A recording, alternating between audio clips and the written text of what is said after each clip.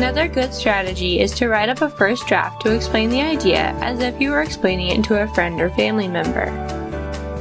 This not only helps you to create better paraphrasing by using your own words and style, but it can also help you to digest the information better. In this first draft stage, it's fine and even encouraged to use informal language. Once you have the essence of the idea out on your paper or screen, you can edit out the informal language and polish it up to read like an academic paper. Let's do a quick example. Here's a short passage from an ebook by Richard Ellis, published in 2009. Information you need about your audience prior to communicating.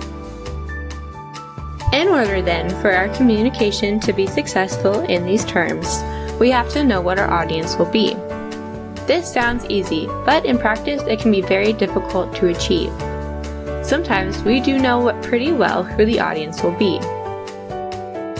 We know that it is Joe who is coming next for the interview. We know that it is Aunt Betty who will read the letter we are struggling with. We can safely assume that it will be a tax inspector who will scrutinize our arithmetic on the tax form. So, if I were trying to explain this to a friend, I would probably say it something like this. Well, the idea of it all is that when you know the person you're trying to communicate with, you know about what they expect from you. Sometimes you even know what they like, don't like, and what their goals are. All this information helps you determine how to best word your idea in a way that will be accepted by them.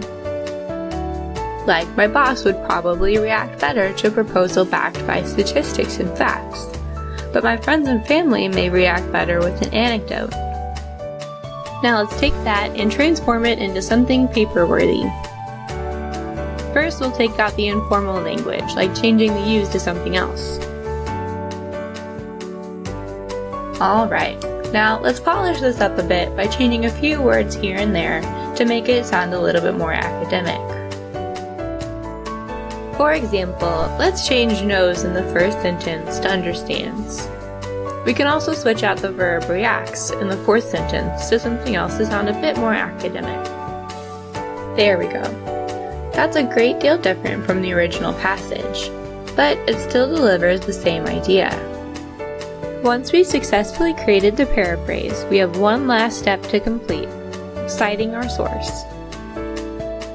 Even though we've successfully rephrased it, the idea is still something that we've borrowed from someone else. So we must make sure that we've given them the proper credit through citations. So the final version will sound something like this. According to Ellis, parentheses 2009, in parentheses, when a speaker knows the person that they're trying to communicate with, it's more likely that they understand what the other person expects of them. Sometimes the speaker may even know their likes, dislikes, or even their goals. All of this helps to determine how to best word one's message or idea in a way that will be accepted by them. Parentheses Ellis 2009 in parentheses. For example, a manager or professor would likely receive a message better framed with statistics and facts, but friends and family may accept the message better with an anecdote. If you ever have trouble with this, don't hesitate to reach out to your instructor or a live tutor for some help.